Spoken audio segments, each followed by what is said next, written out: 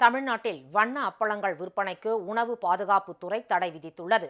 தமிழ்நாட்டில் சிறுவர் சிறுமியர்களை கவரும் வகையில் பல வண்ணங்களில் அப்பளம் விற்பனை செய்யப்பட்டு வருகிறது.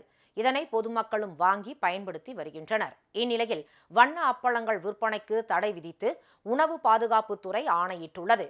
செயற்கை நிறமூட்டிகளை பயன்படுத்தி தயாரிக்கப்படும் வண்ண அப்பளங்கள் உயிருக்கு ஆபத்தானது என்று தெரிவிக்கப்பட்டுள்ளது.